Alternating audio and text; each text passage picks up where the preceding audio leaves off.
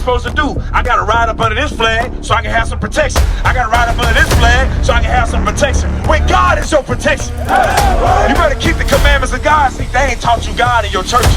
You go to church, they say hoop and holler and say pay tithe. You don't really know the God of the Bible. Did the God of the Bible not protect the Israelites when everybody came against them? When we was the smallest nation on earth and all nations hated us, did not God be on our side? So what you scared of a couple of Negroes with some switches for?